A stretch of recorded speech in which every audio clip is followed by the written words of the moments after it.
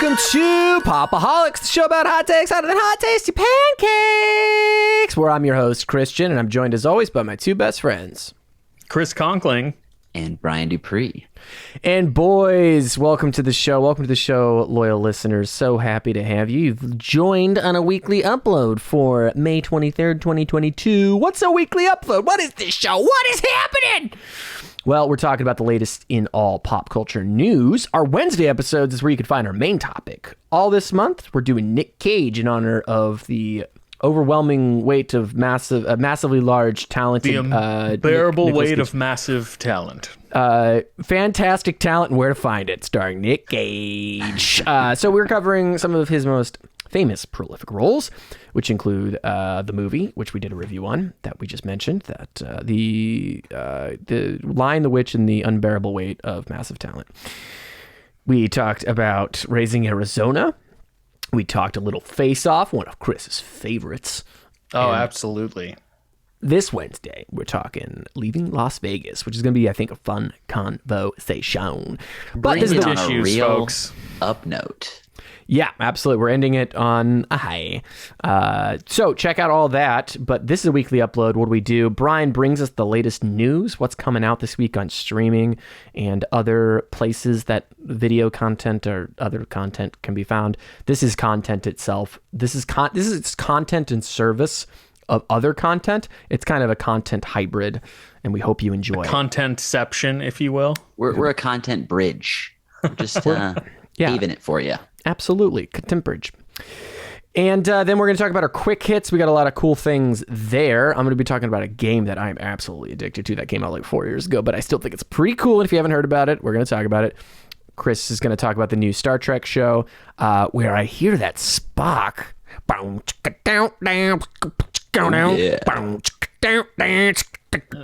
Yes. And that's going to be fun to hear about. And then we've got Brian saw Mr. Oral and the Big Steepers.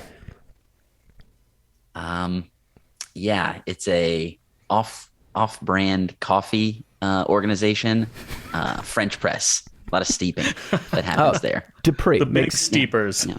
Makes sense. But and then we have some community feedback section. Let's not forget about that. But let's start things the way that we always do in the show, which is with Brian's Wacky News Corner. Start on wacky, start on wacky. Start on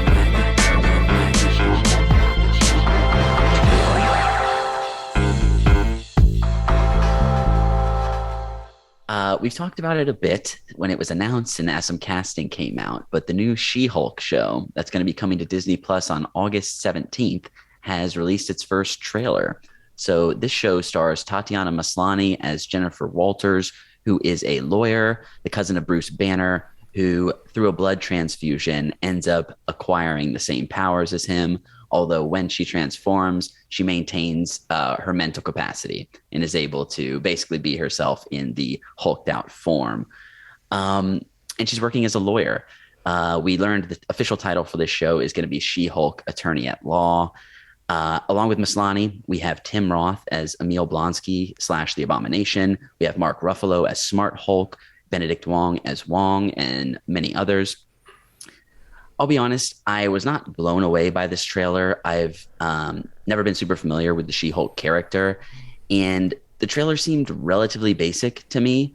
I'm still looking forward to the show and going to definitely going to check it out. Obviously, there is a cast of characters that already exists in the MCU that the show seems to be leaning on and including, which is a good thing. It's probably going to be kind of a event sort of show. But Chris, let me start with you. What is your history with She-Hulk, and what do you think about this latest trailer? I don't want to spoil it, but I think Chris has himself a little She-Hulk crush. A little She-Hulk crush. Indeed. She's very attractive in this trailer. And most of the internet agrees. Anyway, Brian, I actually really enjoy this teaser trailer. I think the show looks like a lot of fun. We're getting like Ally McBeal vibes from the 90s. The show itself is going to be 9 episodes long, and it's going to come in at about 30 minutes an episode. So I think it's 10 episodes. Everything I've heard is 9. Oh, really? But we can fact check after after the show. 9 or Variety, 10 episodes Variety, at roughly get your shit in order. roughly 30 minutes each. So it's going to be more of this like law procedural show. I think the episodes are going to be a little more digestible than what we've been getting most recently with like basically everything since WandaVision has been roughly, 45 minutes to an hour in terms of episode length. And they've only been 6 episodes long. But I'm actually more excited for this show than Miss Marvel. I think both shows look like a lot of fun, but I'm really down for this like MCU law procedural. She-Hulk, Jennifer Walters is a lawyer. She's also dealing with some relationship stuff. And I think everything that the trailer shows us in terms of like her dating life and juggling these things looks to be a lot of fun. I also have really liked all the shows where we get to see an old Avenger with a new character.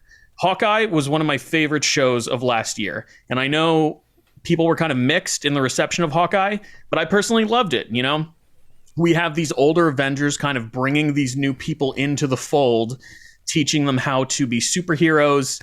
I know there's a whole stupid movement online, like the MCU, and people are a lot of like pissed off with how the MCU is moving forward. I don't give a fuck personally. People are actually saying that MCU. Yeah, it's horrible. Yeah. Yeah. Meanwhile, they're chasing that She-Hulk content. You know what I mean? They're like, I hate the way this is going. Why do you have a loop of She-Hulk's ass on repeat? They're very conflicted individuals. But yeah, I think this show's going to be a lot of fun. As you mentioned, we have Tim Roth coming back as Emil Blonsky, the Abomination. We're going to get Benedict Wong back as Wong. We saw a little glimpse of what their relationship looks like in Shang-Chi, doing this like fighting side hustle type of thing they have going on. I'm really interested to find out what's been going on there. Rehabilitation of sorts, maybe something happening. One more time. Just a rehabilitation of sorts maybe happening there. Maybe they're looking to make like a little money on the side. I don't know how that relationship works and if it's totally morally sound. Maybe some rehabilitation though. Who knows? But yeah, I'm excited. There are rumors that Matt Murdock might appear in the show, which would make sense considering he too is a lawyer, and I would love to see more Daredevil in the MCU. But yeah, looks like a lot of fun to me. What if they're pitted against each other? I think it's more likely that they hook up. Well, nice. I can't say I'm surprised that your mind went there. But nice. Hey, I'm gonna say this. You asked me what. She-Hulk is very promiscuous in the comic books. Okay, she's known to be a little bit like Tony Stark. She sleeps around a little bit, so I wouldn't be surprised if maybe something like that happens. I mean, would you say no to her? No, definitely not. Oh, I wouldn't say no out of fear. I know. But Christian, how do you feel about the teaser trailer? I think it looks really stupid, but I'm hoping it's good. It's like, is this going to be Ant-Man and the Wasp, the TV show? Where it's like, they're trying to do some like goofy, fun things, but ultimately, I don't think I think they handle comedy best when they don't make comedies in the MCU. But I'm cautiously optimistic. I'm not going to write it off. I think it could be fun if they nail the tone. The 30-minute like episode mark is interesting because that's more like a situational comedy. Goalpost that they're going which for. I think is kind of what this show is going for, more so than anything that's going to have any like real major impact on the overall MCU. I think that they should lean into that, but I'm also worried because they haven't been super successful when leaning into that. There was some really cringy lines. There's one where it's like, your ass looks great, girlfriend. I'm like, that is a line written by a man for a woman. It does not seem. I won't disagree with that. There are some things that don't fly as well. In 2022. Jessica Gao is the head writer on this show, so there are some. There's female involvement. And here, she's a woman because her last name is Gal. Anyway, that's She-Hulk. Chris, Brian, and I had a very interesting conversation about She-Hulk that I won't go into, but brought some things out about Chris I didn't know about him. we all got much closer after that. We did. I also learned there was a female Ninja Turtle, and it's as terrifying as you think it is. Nightmare fuel. Look it up or don't. Probably don't. Turtle boobs. I did not know. I did not need to see boobs on a turtle. You're welcome. Thank you. Appreciate that, Chris. So yeah, that's the first teaser trailer for She-Hulk Attorney at Law that is out now and coming to Disney Plus this August. All right. There have been some rumors going around about Jon Watts potentially developing a Star Wars TV show. He recently stepped down from the project that he was working on, which, why am I blanking on Fantastic Four. On the Fantastic Four project that he had signed on for. And we have gotten a little bit more details about the show that has been slightly confirmed by a report by Vanity Fair. So a casting notice for 4 11 to 12-year-olds has been put out. And inside Lucasfilm, the show is being described as a galactic version of classic Amblin coming-of-age adventure films of the 80s. We grew up on these sorts of films, E.T., The Goonies, these sorts of classic throwbacks. We're going to be talking about Stranger Things a little bit later, definitely playing in that same ballpark. Jon Watts did the most recent Spider-Man trilogy for the MCU. I think we all really enjoyed most of his movies. I was a little bit conflicted on No Way Home. I haven't come back to it yet. I may change my tune on that coming back to it. Brian ruined everyone's Christmas when Brian. we reviewed No Way Home. I revisited No Way Home too, and I was like, this film's messy. I still had a good time with it, but I was like, it was way more fun with an audience. It was very eventy, and it showed in my rewatch. So I don't think you're wrong. Maybe you'll go the other way. I definitely came more towards you. You'll probably meet in the middle. I was pretty reasonable coming out of it. I was like, I don't know if it's a good movie, but I had fun. And I confirmed it is not really that great of a movie, but it's fun. I recently heard it described, and I'm so sorry, I'm blanking on who said that, but I was listening to a podcast, and I heard No Way Home described as Hollywood's longest Super Bowl commercial. And that just made me laugh, and I think is kind of apt for what the movie is. But it's well made, and it's a lot of fun. And what else can be said about it? Brian, anyway, we're talking about Jon Watts and Star Wars. We are. So this movie been given the code name Grammar Rodeo, which is a reference to a Simpsons episode where Bart and his schoolmates steal a car and run away for a week using a phony educational event as an alibi. So unclear if that's going to have any ties to what this show is actually about. But it's been relatively confirmed, and they're doing casting for it. Obviously, there's a handful of shows. The Mandalorian, we have Obi-Wan Kenobi coming out this week. Ahsoka as well is going to be coming out this year. Definitely putting a lot of effort into expanding the Star Wars TV universe. Jon Watts, I think he could do well with this. I mean, you say Amblin and 80s, there's going to be a certain level of nostalgia. If they nail it, that I'm going to enjoy watching. As a fan of Star Wars, obviously, it's kind of an easy sell there as well.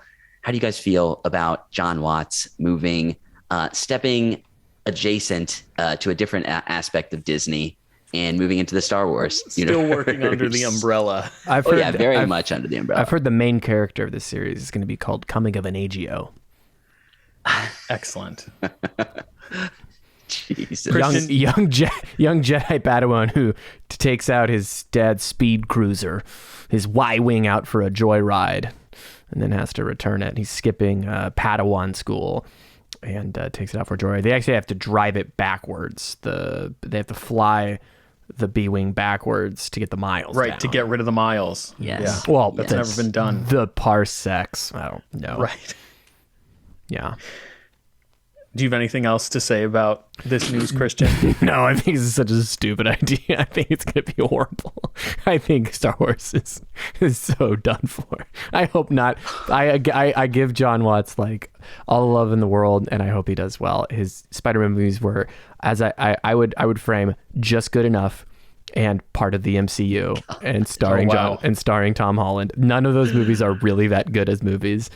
and I like it's just interesting. So harsh. I'm wondering what Really more rough. John Watts would look like in a movie. I think it would just look a lot like those who's the Breakfast Club guy. John Hughes. John Hughes. Yeah, it's going to be, Yeah. I'm like, what's more John Watts? Well, it looks a lot like millennial Gen Z So wait a second. John Hughes. Now you're just shitting on John Hughes too.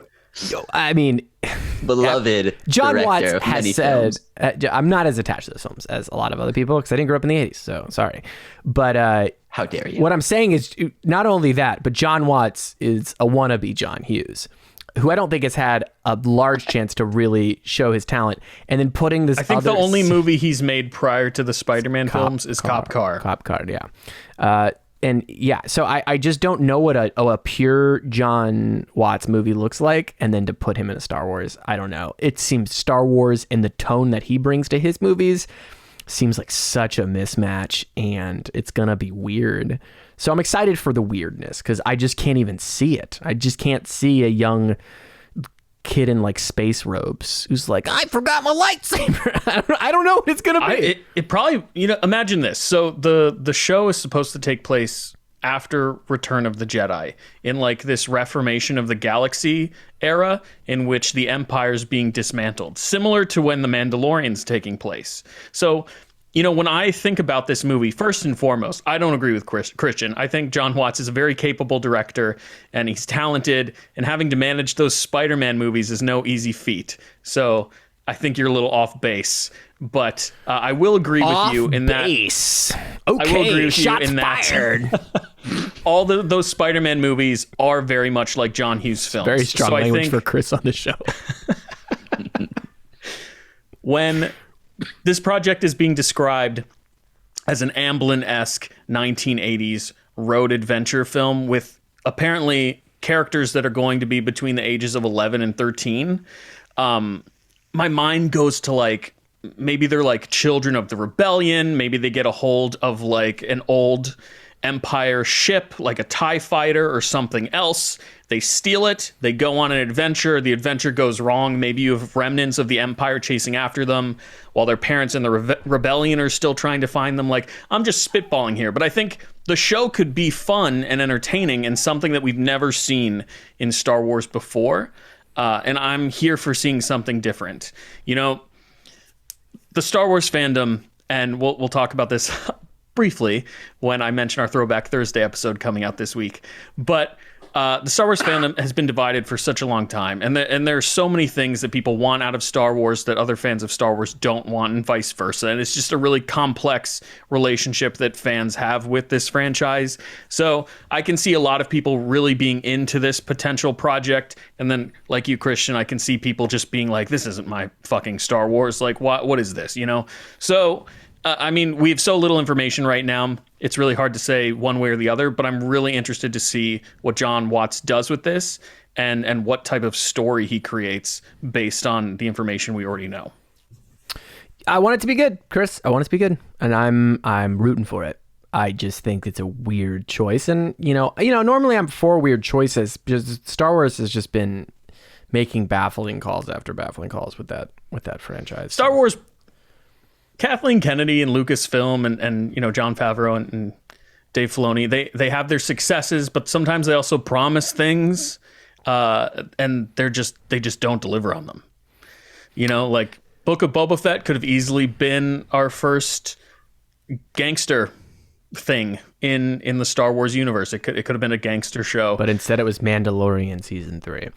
Yeah, Mandalorian season 2.5. Yeah. So it's a toss-up. We'll see what happens. It literally is a toss-up. I would say Star Wars is 50-50 at this point. Like, they literally go good, bad, good, bad, good, bad. I mean, think of the misses they've had. Solo and... Please let Obi-Wan Kenobi be one of the best things they've made. I mean, Book of Boba Fett's a miss. A long time. So That's all I want. They're ready for a win. And then, I don't know if there's anything... and then Ahsoka. Oh, poor Ahsoka.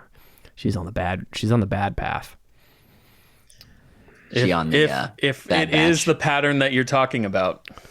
Yeah, we'll see. We'll see what happens. We'll see what happens. We'll just have to see. We'll just have to see, Chris. Wait and see. We'll just have to wait and see. I tried to rewatch Rise of Skywalker. Not a good time. Don't do that. I hadn't Why are you doing revisited it since we reviewed it, and I watched like half of it, and I was like, this is the half that I liked too. I'm gonna stop. Let me send you the. Well, we'll talk about this after the show. Is this more Have you read the She-Hulk Duel of the stuff? Fates? I'm not interested. This, Not interested in more She-Hulk material. Pardon me, sir. Do you have a moment to talk about Colin Trevorrow's Duel of the Fates script? So yeah, Brother in Christ, read the Duel of Fate script. Oh boy. Brian. Oh man. So that's John Watts, who officially is going to be making a galactic version of 1980s coming-of-age adventures in the Star Wars universe as a TV series. Moving into some stuff that's coming out this week, gotta say, it's a great week for releases. Starting with TV, we have the man himself, David Attenborough, is back on Apple TV Plus this Monday. The show Prehistoric Planet is premiering. So this is produced by BBC Studios' Natural History Unit, and the visual effects are done by the Moving Picture Company. Score composed originally by Hans Zimmer. Huge selling point in itself right there. The documentary follows dinosaurs recreated with computer-generated imagery living around the globe in the late Cretaceous period, 66 million years ago. This one is trying to be one of the most realistic depictions of how dinosaurs actually looked back then, giving them things like feathers and stuff that the Jurassic Park movies chose not to do for cinematic purposes. All right, what is this? What is this? What's going I'm not on? allowed. I can't say disclosure. I can't say anything about it, so I'm gonna stop. I have to stop. You could just giggle.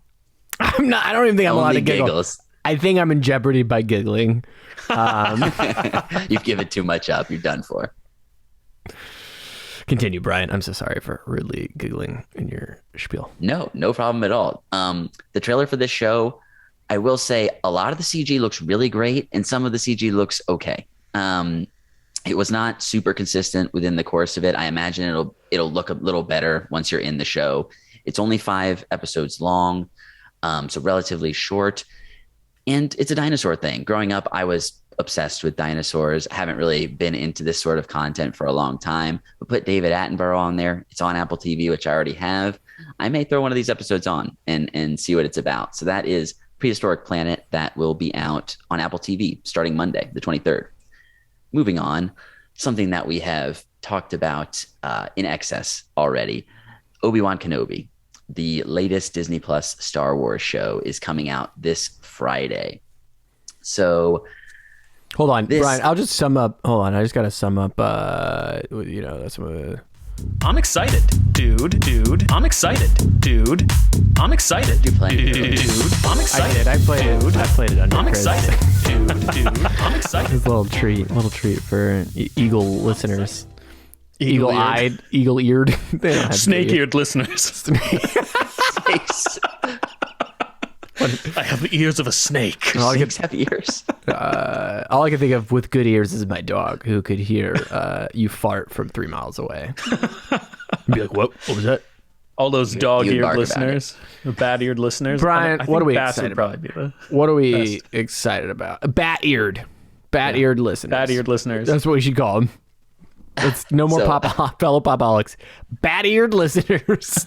For all you bat-eared listeners, go back and check out that sound that was playing underneath. Subtle Chris drop. That's being subtle. excited about something. The premise of Obi-Wan Kenobi, it's set 10 years after the events of Revenge of the Sith, and after Obi-Wan's former apprentice has become a Sith Lord, Kenobi is hiding on Tatooine after the Jedi Purge in Order 66 when he finds himself embarking on a, quote, rollicking adventure. We're going to get some rollicking in this show, guys. I love rollicking, Brian. I love a good rollick, personally. So we have Ewan McGregor coming back as Obi-Wan. We have Hayden Christensen coming back as Anakin / Darth Vader. Joel Edgerton as well. Bonnie Pease, Moses Ingram, and many more in this show. Kumail Theme Nanjiani music, included in the many more. Kumail Nanjiani as well. John Williams, who composed the theme music, classic. We talked a lot about this show. I know we're all excited about this. We're all going to watch this one. I'm hopeful for it. Do we have anything else to say about Obi-Wan aside from what we said in weeks prior? Not really. Let it be good, please.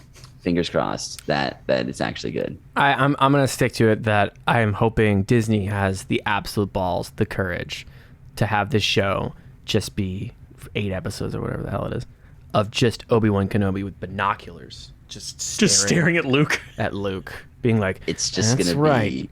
It's more like a screensaver or like those Yule log videos where you put it on and it's just Obi-Wan stalking Luke Skywalker. And he goes, that's good moisture farming.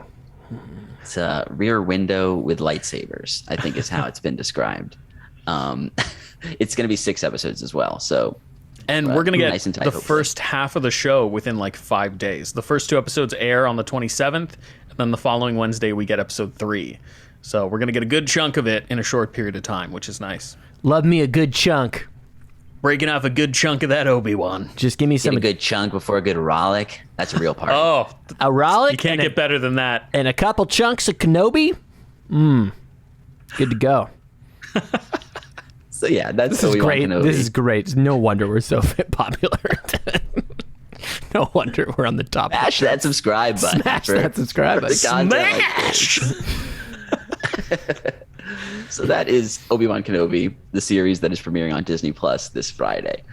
We also have, so Netflix, they're wising up a bit. They're seeing Disney, and they said, weekly release strategies. I don't know if I'm ready for that quite yet, but Stranger Things Season 4 is releasing the first half of the series this Friday. It's going to have 9 episodes total. It is produced and created by the Duffer Brothers, who have been the lead creators throughout the course of the show, as well as Sean Levy, Dan Cohen, and Ian Patterson. It stars Winona Ryder, David Harbour, Finn Wolfhard, Millie Bobby Brown, Gaten Matarazzo, Caleb McLaughlin, Noah Schnapp, Sadie Sink, Natalia Dyer, Charlie Heaton, Joe Keery, Maya Hawke, and many more. This is a show that I've been watching since it first aired. It was one of Netflix's first smash hits that really made them a required streaming service. And I've enjoyed all the 3 seasons that they've done so far. Third one left off on a pseudo cliffhanger that they seem to have kind of pulled back from, with a post-credits stinger, as well as the previews for what's coming this season, which I'm not going to get into because of spoilers. But excuse me, the synopsis: it's been 6 months since the Battle of Starcourt, which is what happened in season 3, which brought terror and destruction to Hawkins. Struggling with the aftermath, our group of friends are separated for the first time, and navigating the complexities of high school hasn't made things any easier. In this most vulnerable time, a new and horrifying supernatural threat surfaces, presenting a gruesome mystery that, if solved, might finally put an end to the horrors of the Upside Down. So this is the penultimate season, the second to last season. There's going to be 5 total. So we are building towards the end of this series. I'm super excited for this. It's been a decent break since season 3 came out. I can't remember, but it's been at least a couple of years, I think. Before the pandemic. Yeah. Yeah. Okay. So maybe almost 3 years since the last season came out. I'm super excited for this show.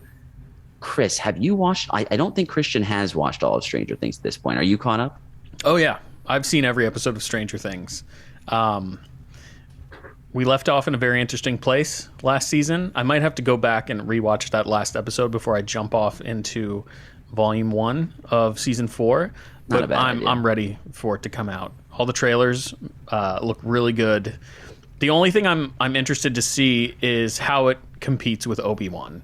You know, Netflix really hasn't learned yet that like this weekly release strategy allows their show to remain in the consciousness of the viewers for a longer period of time than these kind of burst release, you know, or like all at once releases. So I think we're going to get a lot of discussion about the first part of season 4 for weekend.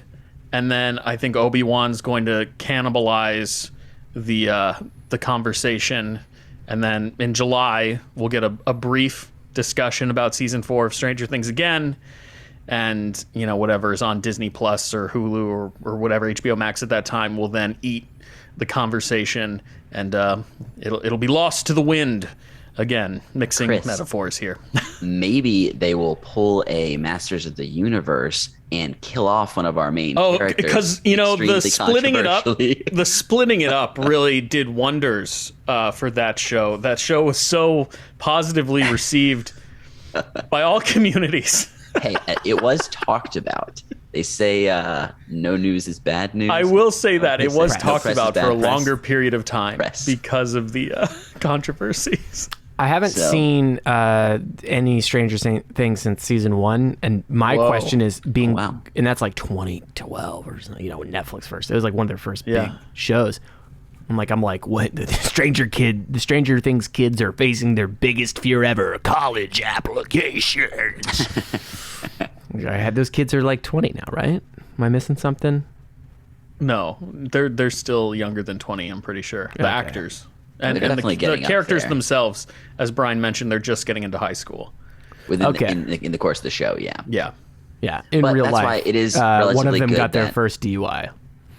Oh God. No, I'm just kidding. That's not hopefully real. I don't want to put that. I don't want to put that out there. That's bad.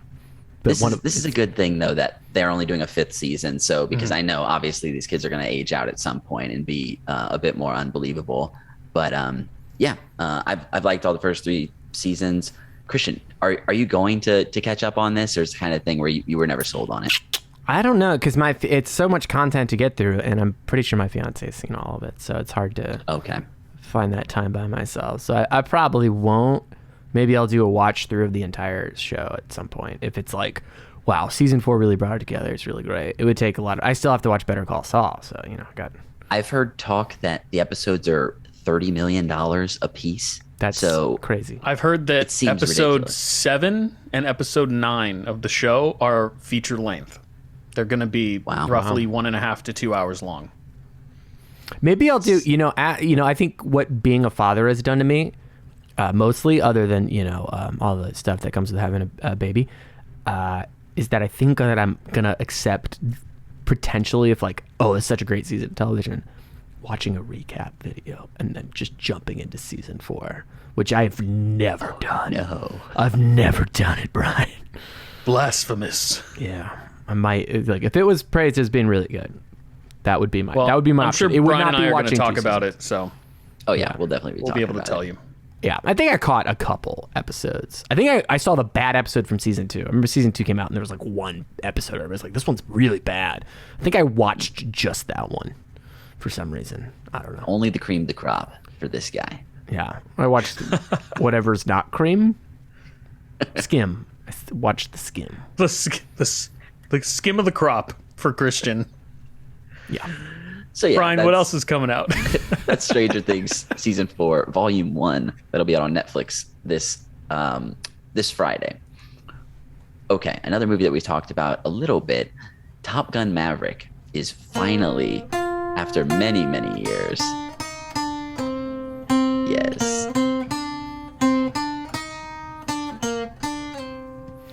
Sight read, tabbed sight read. Had never played that before. I mean, it's not the most complicated thing in the world, but very, very Still pumped for impressive. this. Thank you. Thank you so much. I'll take my bow.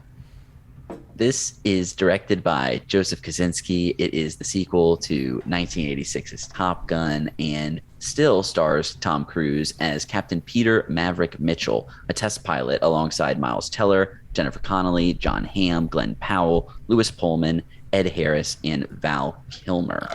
The movie is written by Aaron Kruger, Eric Warren Singer, and Christopher McQuarrie from a story conceived by Peter Craig and Justin Marks.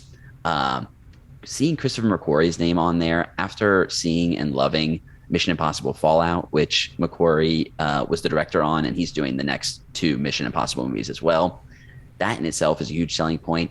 Critics seem to be loving this movie as well. Love it. I've seen heaps of praise about this. Yeah. Not only the emotional content, but obviously the visual effects that are happening here. Tom Cruise learned to fly a jet for this movie, and there's real footage of it. The preview that I saw ahead of Doctor Strange, the 5-minute clip, which admittedly I walked out like 3 minutes into it because I had to go to the bathroom. You got to time it right for these things. But I was blown away. It looked incredible, and I cannot wait to see it on the biggest screen and with the best sound as possible. I've heard Top it's Gun- better than the original. That's what everyone's saying. And I think Top Gun's the kind of movie that is not as good as people remember it being, and people have a lot of nostalgic feelings for it. I only saw it when I was a kid, and it was never one of my go-to favorite movies. My dad showed it to me when I was younger. So, but I think this is a good thing because often sequels, especially this far after they've been relevant, are just like, why is this being made? And this movie seems to be the opposite of that. It's like the effects have stepped it up. The writing is probably going to be a step above as well, presumably. And it looks just incredible visually. So I'm excited for Top Gun Maverick. Christian, I know you've been super hyped for this one as well. Do you guys have anything to say about Top Gun? Tom Cruise? No, that preview was amazing, and it was so much fun, and it moved at such a breakneck speed, just like a fighter jet. And I want more of it. I want to see it. I'm not like the biggest fan of Top Gun, the original, but just from a production standpoint, dude learned how to fly an F-18, and they shot actors in the cockpits of F-18s, and they like did stunts with F-18s military pretty astounding aircraft. It's the most reckless American fucking thing, and I'm so glad to be a part of this country, and I'm gonna cry watching this movie because I'm like, this is the kind of stupid shit that our founding fathers bled for, was for this shit. And I'm genuinely, I'm not being sarcastic, I'm genuinely very excited for the fact that we took multi-million-dollar war flying crafts and we're like, we're gonna make such a cool movie. It's gonna be awesome. It's what Tom we should Cruise, do. He's the uninsurable man. I think that's how it should be referred to.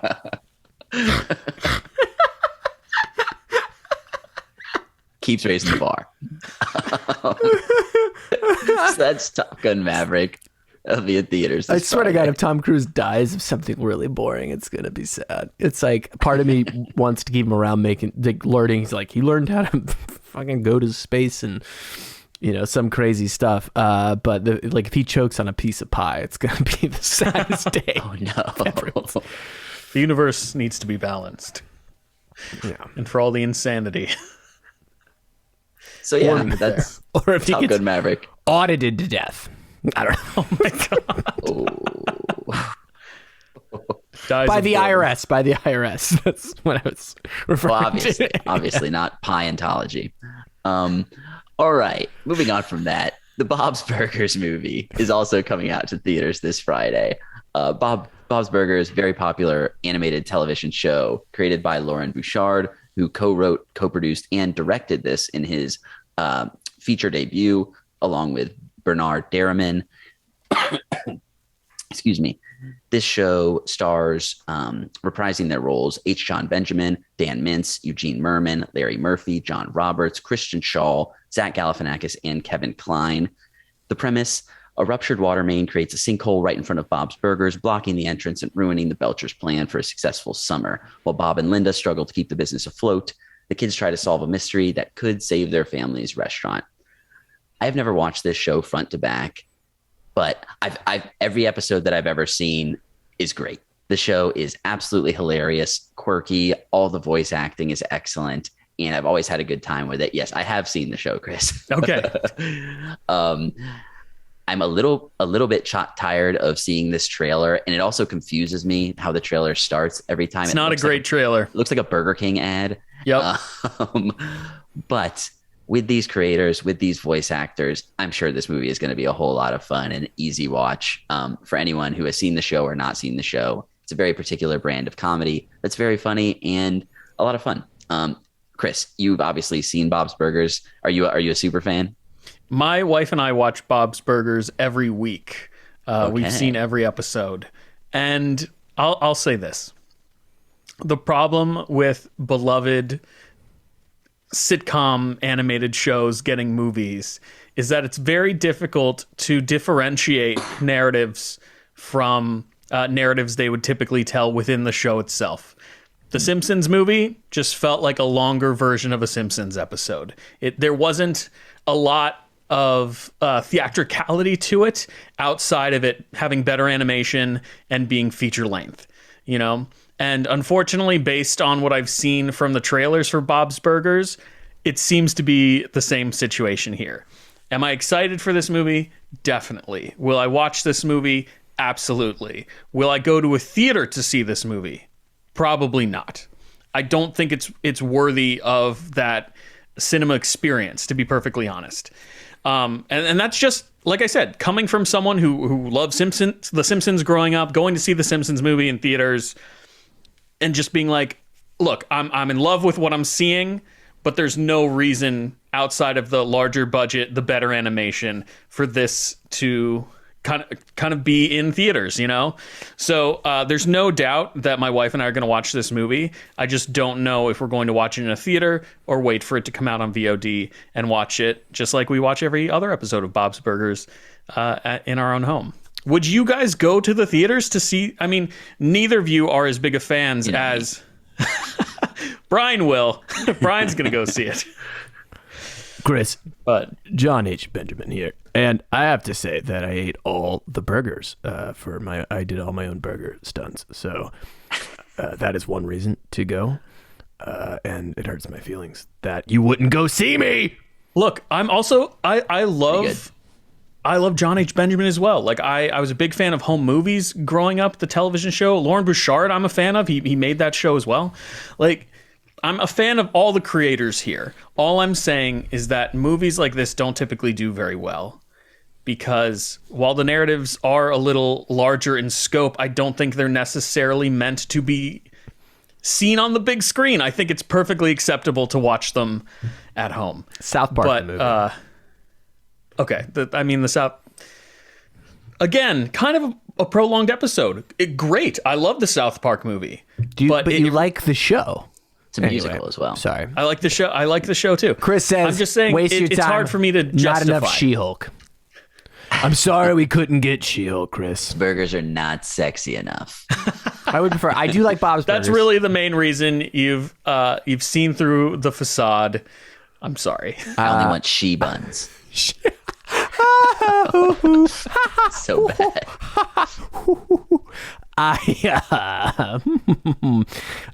Brian, you're very funny today. You know, only one of us can be funny in an episode, and this episode it's you. I really am confused, Chris, by a lot of the She-Hulk thing earlier this week, and then I love Bob's Burgers. It's awesome. It doesn't deserve to be on the big screen. Very strange, but I'm wondering if I prefer Archer. For John Benjamin projects, I would prefer an Archer movie personally. But my fiance loves Bob's Burgers, and I can say I'm never disappointed by watching an episode. I never actively seek it out, and that's very common with these cartoons for me, is that I just don't think about, I'm going to watch it. But if she's playing one and I watch it, it's great. And I told her about this movie, and she was almost equally to you, Chris. Okay, I'll see it when I see it. I'm excited for it to come out on VOD. I'm wondering if this evil maniacal laugh, Chris. I'm excited for it to be part of an internet cable package for me to consume. But should I walk 10 feet to my local theater?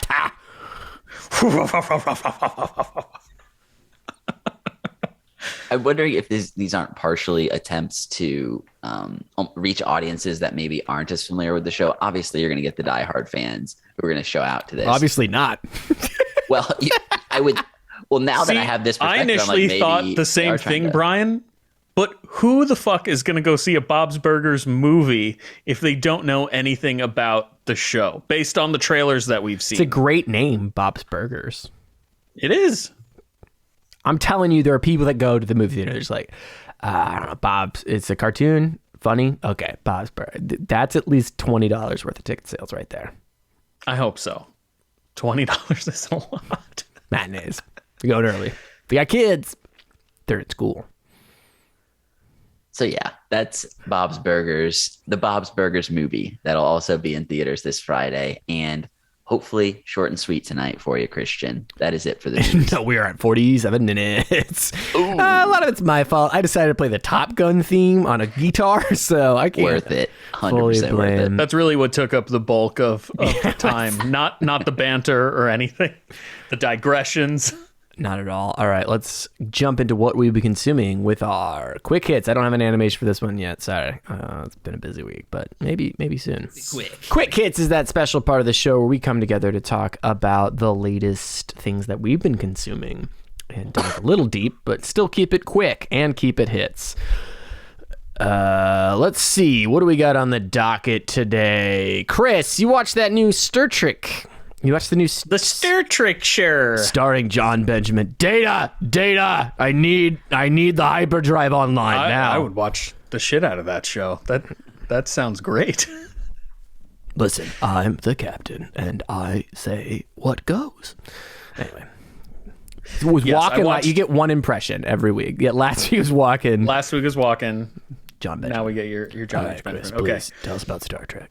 I did. I got to watch the first 2 episodes of Star Trek Strange New Worlds. By the time this episode of Pop-O-Holics comes out, the 3rd episode will have already aired. So I'm talking to you from the past. I've yet to see that episode. But the show is on Paramount Plus, just like Star Trek Discovery. It's actually kind of a Star Trek Discovery spinoff, and it was created by Akiva Goldsman, Alex Kurtzman, Jenny Lumet, and it stars Anson Mount as Christopher Pike, Ethan Peck as Spock, Jess Bush as Christine Chappell, Christina Chong as Lan Noonin Singh, which is a character I'm kind of interested in, Cecilia Rose Gooding as Nyota Uhura, Rebecca Romaine as Number One, and Melissa Navia as Erica Ortegas, and many more as well. Okay, pros and cons here. Star Trek, like Star Wars, has kind of had like a divided fan base for a really long time. Akiva Goldsman has been in control, as well as Alex Kurtzman, with a lot of the new material. And I have to say, in terms of Alex Kurtzman, he has more failures for me than wins when it comes to things that he makes. And that's just my personal opinion. Take with that what you will. So it's been a long time since I've actually watched anything new Star Trek. I haven't watched Picard. I haven't watched Star Trek Discovery. But I saw the advertisements for the show. I heard the talk about how Paramount and the studio kind of want to get back to original Trek with more episodic stories. And also, Star Trek Strange New Worlds technically takes place about a decade before the original series takes place. So it's a prequel, kind of like Discovery was supposed to be a prequel. We won't get into that. But what do I think about the first 2 episodes? So the first 2 episodes of Star Trek Strange New Worlds, the first one is called, obviously, Strange New Worlds, and this is kind of a first contact story. And then episode 2 is called Children of the Comet, and this is more of like a communications / pre-destiny story. And I really like Anson Mount as Christopher Pike. He feels like a starship captain. I think he's doing a really good job. I personally think Ethan Peck is also doing a great job as Spock. The second he spoke, I was a little astounded because he kind of has this deeper timbre, kind of like what Leonard Nimoy had in the original show.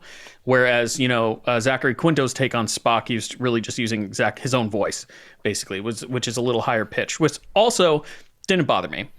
But overall, I really enjoyed these first 2 episodes of Star Trek.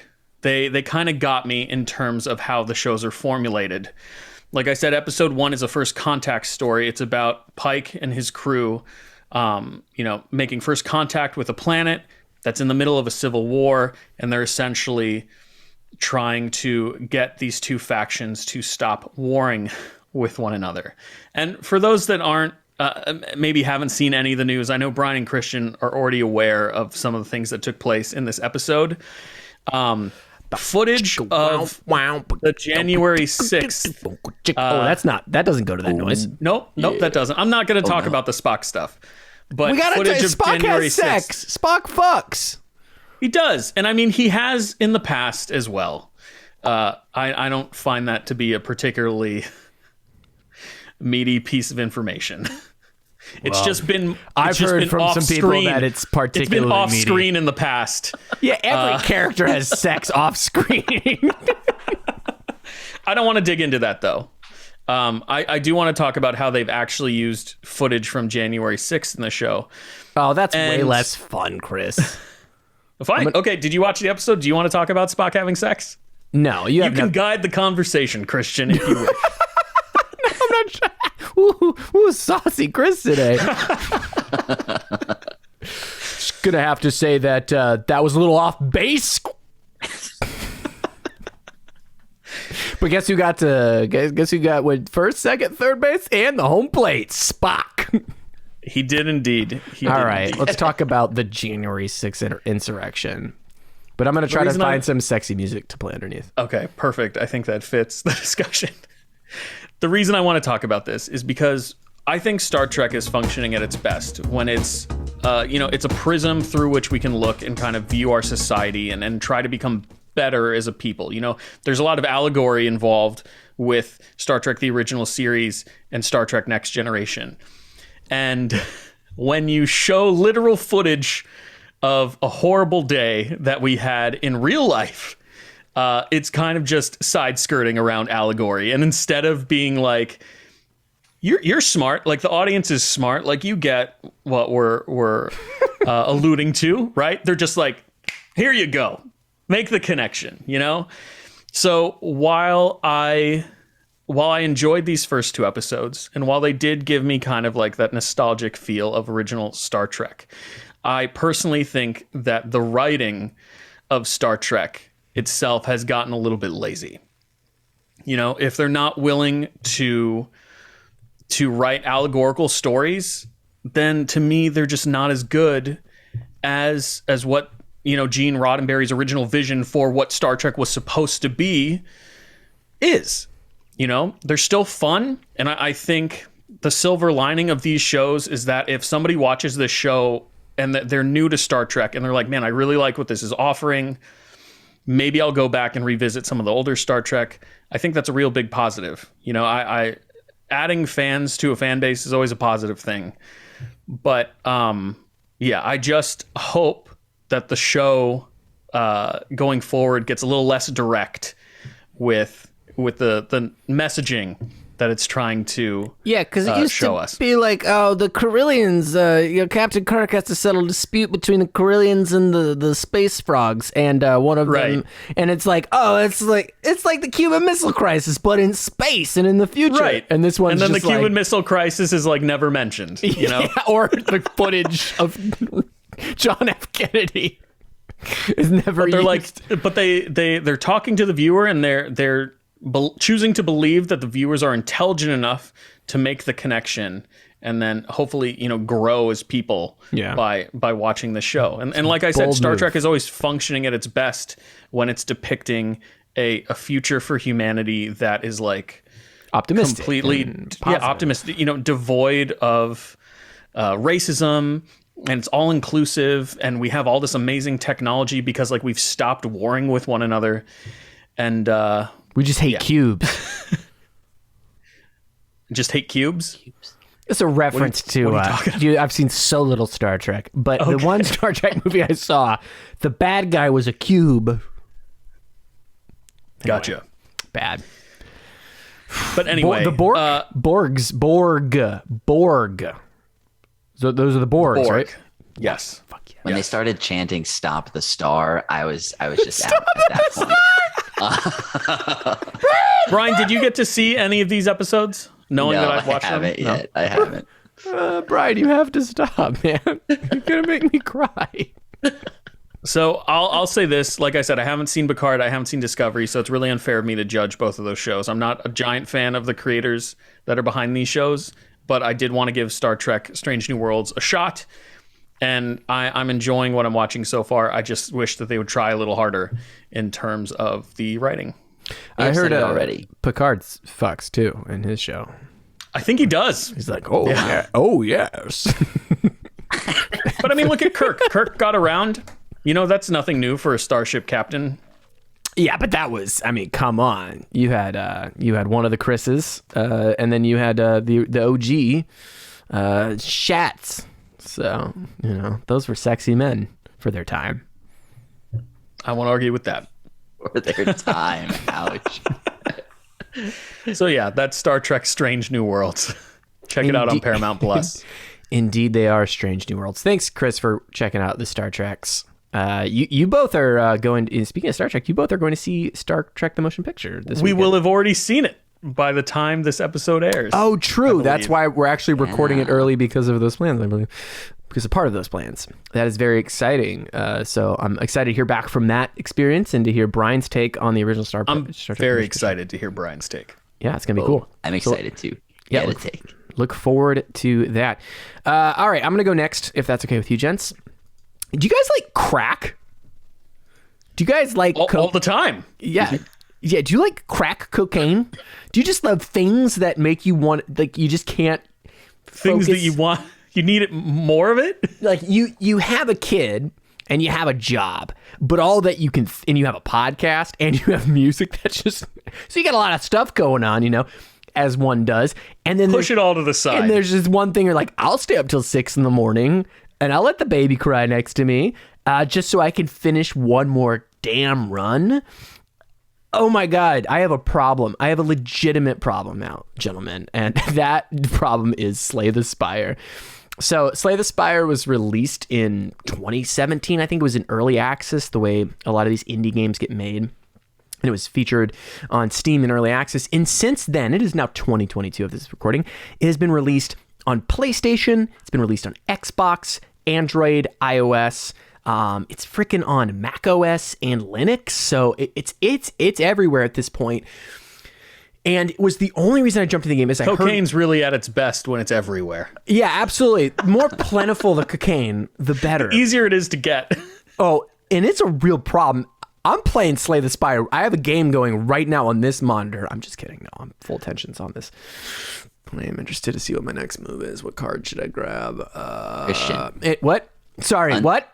Very surprising. Are we doing the podcast? I'm sorry. I was in a daze. We are still, but good luck with that next move. I saw this game for the first time like a month ago. A few friends that I was hanging out with were playing it on Switch, I believe. Oh, it's there. Playing some Mario Kart, and then they started playing on Switch. So it's funny that you just found this because I had never heard of it until they showed it to me like literally a few weeks ago. So I'm excited to hear about this because this sort of game, I've never played a game like it, and it's kind of interesting to me. Yeah. So the reason I picked it up, it was the PS Plus. It was one of the PS Plus PlayStation 4 games that you could download as being a PS Plus member, and I picked it up on PS Plus. I started playing it. I played it for like 4 hours straight, and I was like, I need this on my phone because it's a very simple game. So let's break down what the game is itself. It is a card based. It's like a deck building roguelike. So deck building, it's like a card game like CCG, Magic the Gathering, Hearthstone, that kind of thing. But it's a roguelike too. So roguelike, like Hades, which I mentioned is one of my favorite games that came out a couple of years ago, which is you do basically there's one mission, there's one main path that you go on. There's a certain amount of randomness, a certain amount of luck, a certain amount of skill. And if you die or like lose, you have to start over. And part of the magic of these roguelikes, as they've evolved, is there's an overall narrative or mission and multiple runs. There are some things that carry over. And so deck building, roguelike. And I immediately wanted to play this on my phone because there's not much to it. The art style is good. The cards look great. They look like great cards for a card game. And you do get some 2D animation for your attacks. Think old school Final Fantasy of like you and then like 3, 1, 5 characters on the right side of the screen, you on the left, and you play your cards, and there are some animations that happen, but it's pretty bare bones. I can tell that they've done a lot of work for a small indie team because it was made by a couple people, and then I think they have a little bit larger crew work on it since its success. The bare bones of it. This game is so stripped down. It is all mechanics and beautiful, crazy mechanics that you can play with and that you find exciting new avenues of exploring. And how they do this is that you are given, there's 3 basic levels with 1 secret level. And each level is divided into 4 or 5 different paths that you can take. And you can kind of see what the path will be. There are some question marks on the map that are a random set of events that can occur in each stage. And the goal is to make it to eventually stage 3 and beat the last boss. But there's a secret stage 4 in which you have to do like secret things to get to the secret stage. Okay. So as you're going through, you start out with one of 4 classes. So this is something they've built up to when they launched the only 2. Now there's 4. And they get certain cards that are specific to them, and they have certain mechanics that are specific to them. They have a giant pool of cards that you can get as you go through a run. And as you're going, you collect these things called artifacts, which essentially break the game. and break the mechanics up and change the rules of everything. And the genius thing is that a lot of them are just like, oh, you get +5 strength, or your cards are going to do more damage, or you're going to be able to draw more cards, and all these like basic CGG mechanics. But the give and the take of like, okay, you no longer can do this. You no longer draw a card every turn, but you get this great benefit. Or you get a card in your deck that just fucks you. You pull it out and it's like, oh shit, I draw that card and like I lose like 10 health, but I get this great benefit. And so the game, throughout its like random things that can happen, through battles, through the cards you get, is this constant, oh, okay, what is working right now for me? And by the cards I've gotten, what is going to synergize really well? And you have to start learning the game in each character and the types of cards that you're expecting, working with what you've got, revisiting your deck to see how is this deck doing right now, and how can I lean into the kind of cards that I'm getting. And no run is the same. It is so freaking addicting because what you gain is you can unlock cards that are added to the pool. That is an overall unlock. And again, there's this overall narrative, and there's like levels of like difficult. There's like 20 different difficulty levels for each run that you do. You can up the difficulty and make it a little harder for yourself. But what you're gaining every time is knowledge about how the game works, how different cards interact with each other, different combos that can work. And when I say like winning a run of this game is so exhilarating, because I'm probably 30 to 40 runs in. I've won like 6 times, and I've gone on some really bad losing streaks. But there's so much strategy that is like meta contextual outside of your run. And then once you're in the run that you have to implement, and it is just when everything falls together and you're getting good artifacts that help you out, which are the things that change the rules. You're getting cards that you were looking for. You kind of know the cards you're getting and what your deck needs. And when you just annihilate the final boss, you just like, it's good. It's like Spock sex good. It is pretty incredible. And then you immediately start a new game and chase that high again. And it is the coke that you forget to feed your son in the process. And your son is crying so bad. But $10 on mobile operating systems. I believe it might be a little more. It was free on PS Plus. You might have added it to your library. If you like mechanics and you like just game-ass games, this doesn't fuck around with story. There's no story to be had. It is pick your, you actually have to play each character to unlock the next one. So it's cool how it makes you do that. So you get a feel for what you'd like, and you're immediately going to gravitate to one where you're like, oh, I just kind of like that run. I like the cards that I got. But it is so fun to play with the different characters, play with different card combos. It just... not only the lows of just shit card pulls and being like, oh crap, and then going into a boss and being like, I hope it's not this boss, because that would really suck at this point in my run. Oh, it's that boss. But beating that boss and being like, okay, this run is kind of turning out, and that artifact was really good. And then losing and being like, I gotta try again. I can do it this time. I promise. It's been very exciting. It's one of my favorite games I've played in a long time, and I'm having a great time. And it's scary because I have it on my phone, I have it on my computer, I have it on my iPad, I have it on my PlayStation. I could get it on my Switch, and I could get it on my Xbox. Are there cloud-based saves for the game? Not at all, but it doesn't really matter, because the cards that I found that you unlock through the challenges, none of them are essential. You can beat a run without all those cards. So the fun of the game is trying to get through. So you've just started like 5 different save files. But it doesn't. Again, after you unlock all characters, the game is very little different. I would say I'm probably maining it on my iPad, because I find the swipe up for playing a card can be a little frustrating on a phone, but I also play on my phone a lot because I have my phone everywhere. So I would say it's kind of perfect on a tablet or a laptop. That's kind of like where its bread and butter is, but if you need a fix on the go, you can get that as well. And it's very exciting. Luckily, it's not a game that, again, you need a cloud save to enjoy, because every run is different. And although there is a victory golden path, I'm not planning on doing that anytime soon, because the final, once you have to, so when you're making decisions on your run, there's parts where you can get more health or you have to go to a boss. And to do the golden path run, you basically have to make quote unquote dumb decisions and get really risky.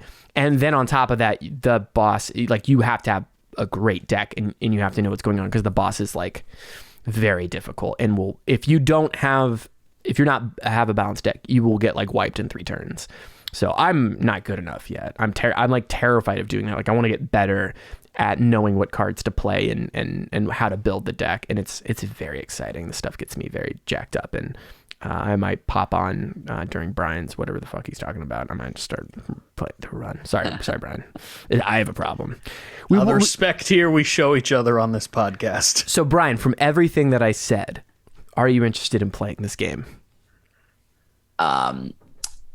Probably not, personally. I think that it sounds more intimidating, because I had heard it described a bunch of times. And when you start talking about mechanics heavy, I'm like, that's not my kind of game, unfortunately. I think, though, if you like, I feel like there's an analytical part of your brain, though, that would enjoy it, because it's very easy to just play, and it starts off very easy on the run.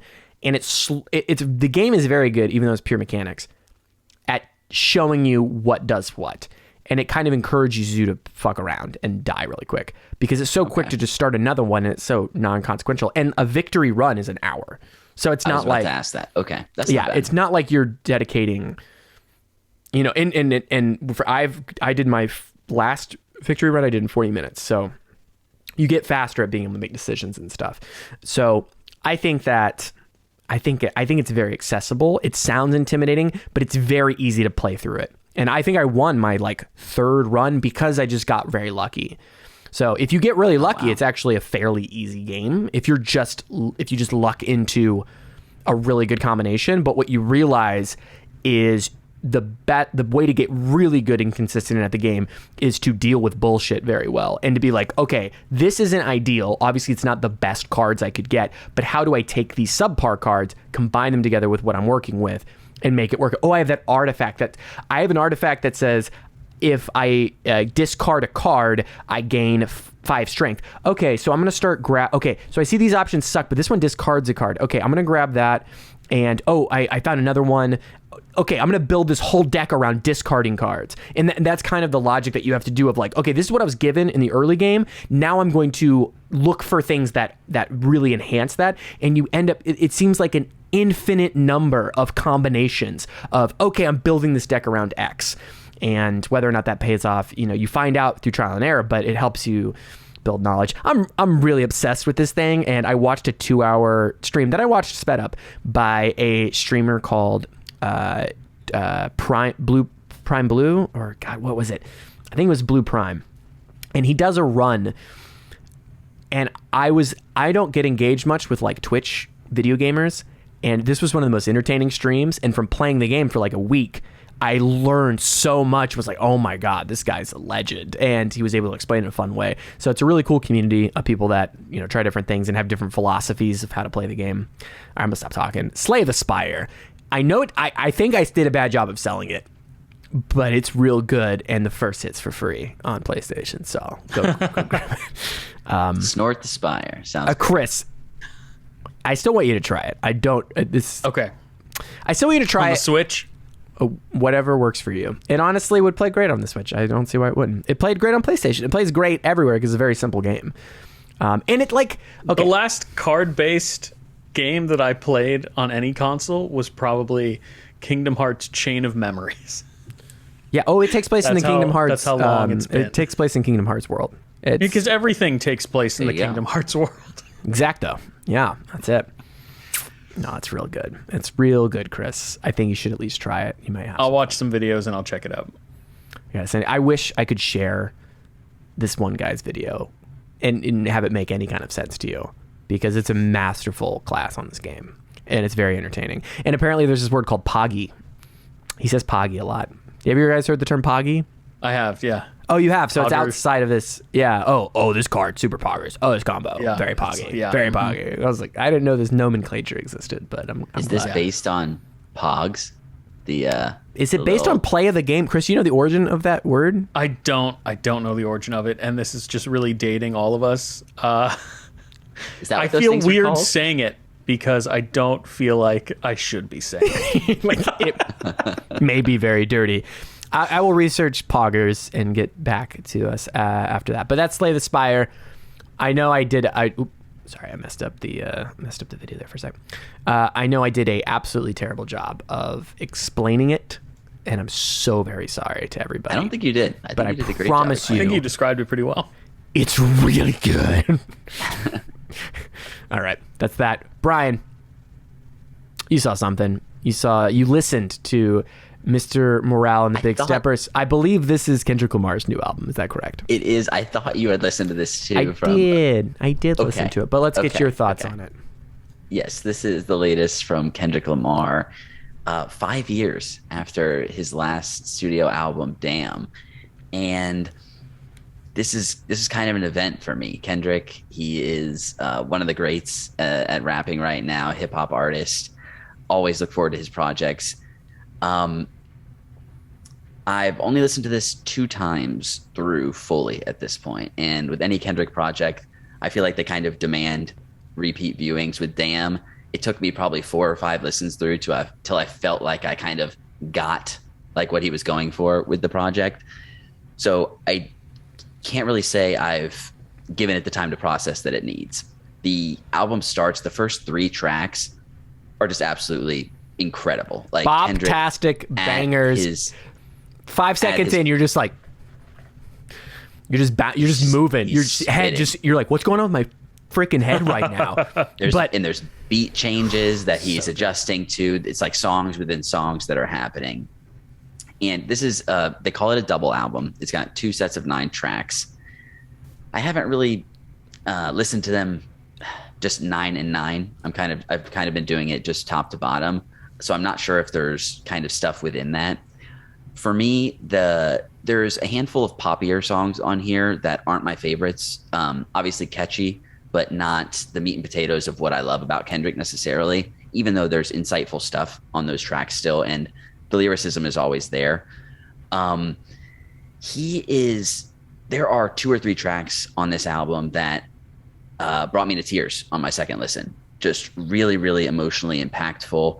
Let me shout out Father Time, song about daddy issues and dealing with those and how people deal with those. The hook comes in kind of late in the track and only happens twice, and it's Sampha that's singing, and it's just absolutely heart-wrenching, beautiful stuff. Kendrick really opening up and giving perspective into how people deal with this. He's talking a lot about therapy throughout the course of this album. Something that I've been interested in at various times in my life, past life regression therapy. He shouts out twice on this album, kind of learning from his past lives and these ideas of karma that he's grappling with. A lot of big concepts. Also, sexual abuse is addressed on this album, as well as transgender issues and having people in his family who he knew from a young age that were transgender, and how people viewed them, how the church viewed them, and kind of how his views on religion were formed by these people being seen as abominations, and the what's wrong with the world according to the church, which speaks to a lot of why he pushed back against that kind of thing. So a lot of really heavy stuff happening here. I don't think the album on 2 listens is the most consistent of his projects in terms of narratively. It is a double album, so maybe it's supposed to work more 1 to 9 kind of standalone. I'm not sure. On multiple listens, I'm sure I'll get more perspective on that. I really appreciated Kodak Black is someone that I'm a fan of his music. He has been charged with some heinous crimes that should not go unnoticed. I do think he is a really talented rapper in this mumblecore sort of genre that can be kind of cast off as meaningless and without maybe content and substance. But we get 2 interludes on this album, one of them by Kodak Black and one of them by Baby Keem, who was someone that Kendrick was on a couple of his singles in the last few months, which is the first stuff he had released in years, basically. But we get a interlude, almost like spoken word, from Kodak Black that I think is really great. That's called Rich Interlude, that leads into the song Rich Spirit. And similarly, the Savior interlude is by Baby Keem, which is excellent as well. That leads into Savior. Kendrick kind of dealing with this idea of being put on a pedestal and being idolized and saying, don't idolize us. You know, like, we are not your savior. And I just really appreciate someone in his position taking a step back and letting that message be heard, because there's so much. I really idolize him for that. Yes, exactly. But now more than ever, it seems like people are people. You know, it's like, it doesn't matter if you're rich and successful, you can still do horrible things behind the scenes outside of the public eye. And that's being exposed more and more. So I appreciate him kind of speaking on all of this stuff, and also kind of talking about things like the state of the world in terms of cancel culture, and constantly posting on social media. And he seems to kind of be promoting this idea. There's a line about, he says something like, thoughts and prayers are better served off the timeline, or something like that. Kind of these very biblical ideas of the people who are praying on street corners are just doing it to be seen. And it's kind of mouth service, when if you really cared about things, then you would be working on them day to day, you know, behind the scenes, without the need for praise. I'm kind of going all over the place here. The tracks. So does Kendrick, it sounds like. Yes, very much so. Father Time, I shouted out. We Cry Together. It's a song with Kendrick Lamar and Taylor Page, who was the star of Zola, which came out last year, I believe, based on a Twitter thread. I talked about it on the podcast. I'm not going to get deeply into it here, but it's basically a song that is a conversation between a couple that is in a very heated argument, and they're obviously delivering their lines in rap. Taylor Page is crying throughout the course of it at various times. It starts off saying something like, "This is what the real world sounds like," or something. I saw an article about this, about how Eminem's Kim was one of the big influences for that. But there's also a song from the 80s that I'm not going to remember the name of right now. That's also a possible influence. So there's a history of these sorts of tracks. Absolutely. It's not easy to listen to, but really impactful track there. That one's called We Cry Together. We have Auntie Diaries, which is the song about his aunt who was transgender and transitioned in his life, and how he dealt with that, as well as a cousin of his that similarly transitioned, who was younger. And then Mother I Sober, which is a song about sexual abuse, dealing with grief, and something. I think there's a line that says something like, I think it may be part of the hook, that says, "You haven't really grieved until you've grieved sober," or something like that. So kind of about addiction and repressing trauma from your past, and how that can bubble up years, decades later. I'm all over the place here, but as usual, Kendrick proves himself to be an absolute masterclass storyteller. One of the best, you know, in terms of vocal delivery, switching things up with his voice, and using his voice to portray characters and things like this. Excuse me.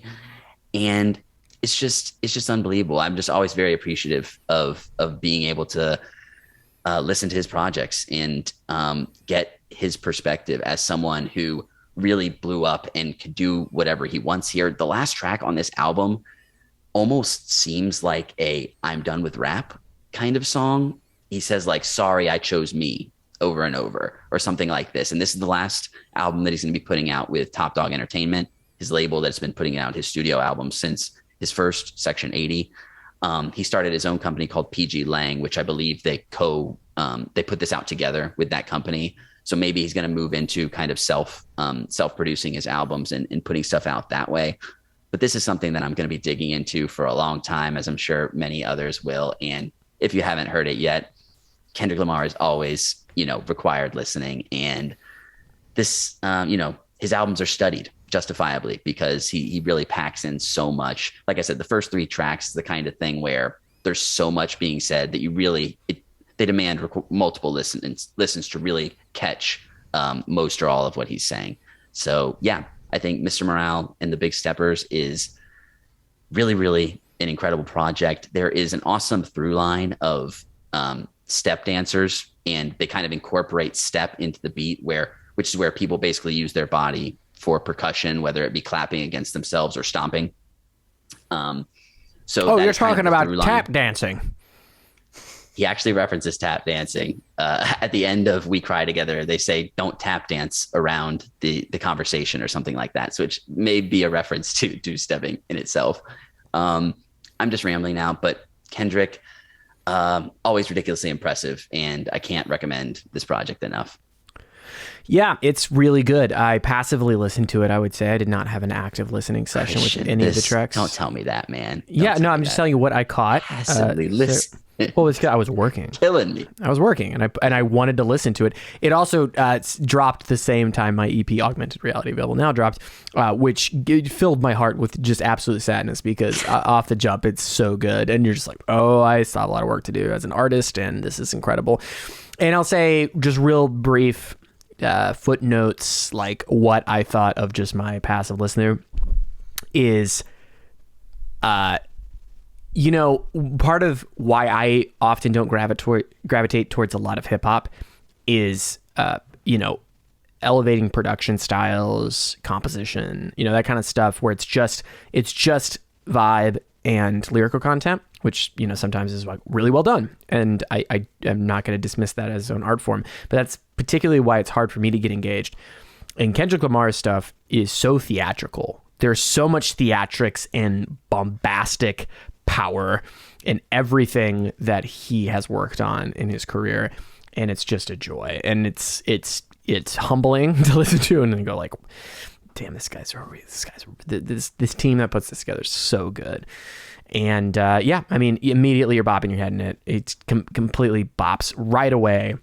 And yet he's talking about crazy things. And you I encourage everybody to look up, what is it called? The Hearts Part 5? What was the Heart Part 5? Yeah. So he does this thing where a couple weeks before he drops an album, he'll put out a song called The Heart, which he's been doing for years now, which isn't actually on the album. But there's a music video for that as well. Because it's a very good song. And I did catch this music video, and they incorporate deep fakes in a very artistic way. And I'm very jealous of that cutting edge. Like, man is like on the cusp of like new filmmaking techniques and using these things that are really scary to actually create art. And I think that's beautiful. And it's a very powerful image of, him kind of shifting to different figures around the, Black culture in the United States and in film and music and stuff. And it's very powerful, and it's really good. And it had like 30 million views the last time I looked at it. So obviously made a big splash. Crazy. This album is incredible, even passively listening to it. I want to dive into it, but you have to understand, Brian, great music makes me very sad. It makes me feel less than, and it's hard in the shadow of greatness. I know that's not the purpose of it, but I'm very critical when I hear something like that. I'm like, I almost don't want to put it in my head and get too many like ideas of what my sound should be, because it is so like this is the cutting edge of what music is. Man, okay. Well, but can it also push you to be better? I just want to say Augmented Reality, an album that also brought me to tears this week that I haven't talked about, is incredible and super inspiring for me personally. I'm not the artist that you are by any stretch, Christian, but it's incredible, man. And the fact that great. We were talking about Kendrick Lamar. We were watching. No, I'm talking about your project. You're talking about Kendrick Lamar. This, you're working in an independent space. This man has 15 producers who are all top of the line producers working on this project, multiple writers on every track. So I get it, and it is inspiring, but your project is as inspiring to me as well, with where you've come, seeing you developed, and it's incredible, man. So I'm sorry. I should have put that on my quick hits as well, but Augmented Reality by Midnight Satire. I just want to say, you know where my allegiances lie, because I listened to Augmented Reality like 5 times over the course of the week. Secret plug. And I listened to Kendrick Lamar's new album 0 times. Okay, so, you heard it here first. Chris says, I did tweet out if you listen. So this tweet, I said, if you listen to one album today, make it Midnight Satire's Augmented Reality. They were very confused. And everyone was like, I don't know what that is. They didn't know what this sentence meant. He said, maybe that's a joke about why I should be listening to Kendrick. Is that a lyric that I didn't pick up? No, Brian, it's very sweet of you, but there is this level of, and lots, to be fair, I did not make Augmented Reality by myself. A lot of people, like over a dozen people, helped make that. No, so, I know. But just getting back to Kendrick, I love Damn. Damn is probably my favorite from his because I think it is the most. I don't want to say commercial, but there's just like it's undeniably the most commercial. It is, but and that's not the only. I mean, I love it because it's a beautiful package of his talent in a very digestible way that I think is a perfect representation of all the diverse set of sounds that he can do, and it's got kind of a mood on each track, and so that's my favorite. And this is these big double albums are very intimidating. But I'd say for a double album, it feels like it has really good pace, which is really hard. It's hard to do 18 fucking songs in a row and it's have interesting. No, continue. Sorry. Yeah, I was just gonna say it's a very. I mean, that's like making a 4-hour epic movie. I mean, that's a lot. To give listeners context, I put out an EP. It took forever to make, and it's 20 minutes. 20 minutes of music, which I think flow very to my liking. Start to back to front to back, flows into a whole piece that was made, and that is very hard. It takes a lot of time and a lot of forethought and talking about things. And the thought for me of doing a double album, doing like 18 fucking tracks, is terrifying. And the fact that it's very listenable all the way through is something to be marveled at, I think. So, Christian, what I'm hearing you say is that Kendrick Lamar is the Zack Snyder of hip hop. Oh God. No, because this album didn't come out 4 years ago, produced by a different producer. He jokes. I'm joking. But yeah, I did find it weird that it was Brian in almost flipped the table just then. I don't know how they did it with music, but I'm like, this music is contained in a box. Yes, it's actually 4/3 album. It's very impressive. It's all the songs are in the time signature 4/3. Yes. Anyway, that's Mr. Morale and the Big Steppers. It's available streaming everywhere. Both me and Brian think it's very good, even if you don't pay attention to it much. And it's a crowd. The last thing I'll say about it, it's a crowd pleaser. People at work have been jamming it, and someone put it on immediately. It was like, "Oh Really? shit, Kendrick!" And was like, and they were just in it, and they were like, "This is fucking amazing!" Like everybody was like, "Yes, this is summer vibes." I was like, so strange that Kendrick Lamar is coming out and has summer vibes. It's very interesting for as much wild topics as he covers. It's very cool. I absolutely love that about him, is that there's this very accessible thing, and I'm like, you guys like this? This is avant-garde hip hop. It's like, and people, because there's a lot of traditional things that work in it, right? So let me, as we leave, Wikipedia. The album contains elements of free jazz, funk, psychedelic jazz, blues, quiet storm, R&B, soul, trap, and West Coast hip hop. yeah. It's got a little bit of everything. No, That's pretty awesome. I'd say actually more than that too. When I hear probably. there are other elements that I hear where I'm like, oh, this is a rock breakdown, but it's done with like 16th hi-hats, and then there's parts that are like, the jazz soul thing is like really incredible. And part of that's just like the rapid change that you were talking about.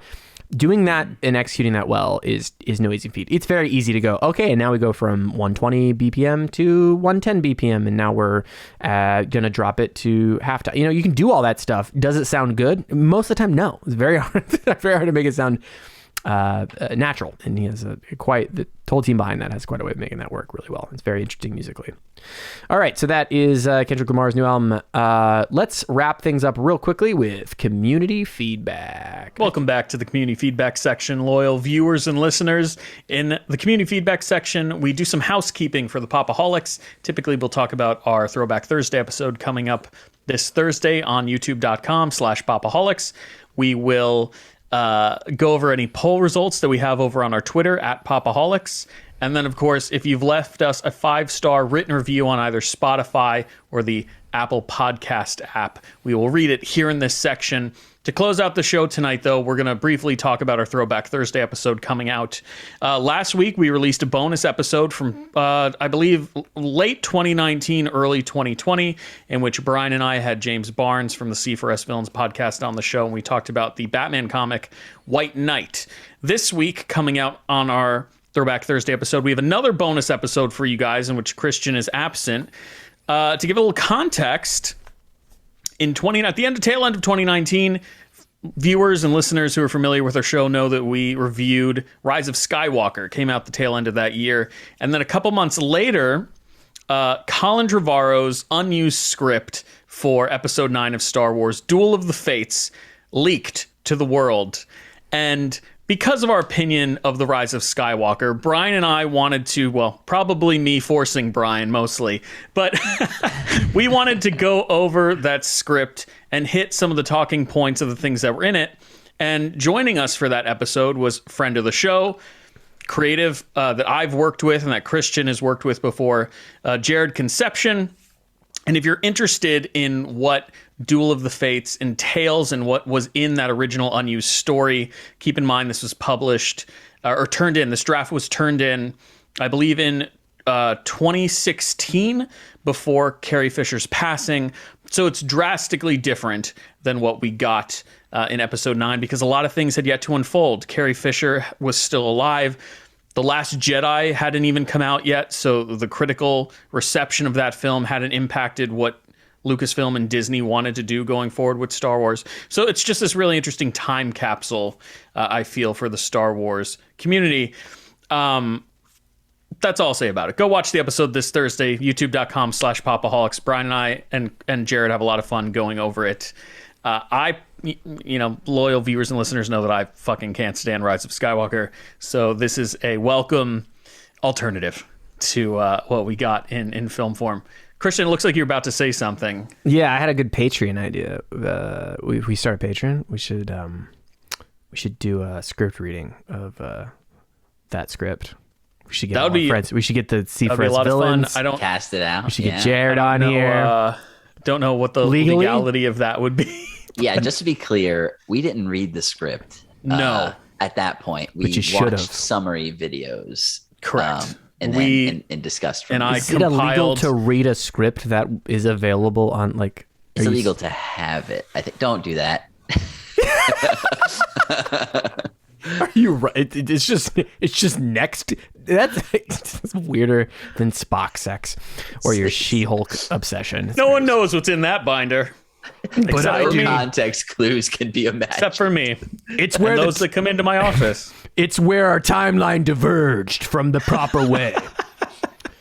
That's your headcanon in there. I have my stamp collection in that binder. I just wanted to show it off for no particular reason. All right, we've run as I predicted and as I've halfway caused by talking about Slay the Spire for 45 minutes. We've running insanely long. Any other community feedback mentions, Chris?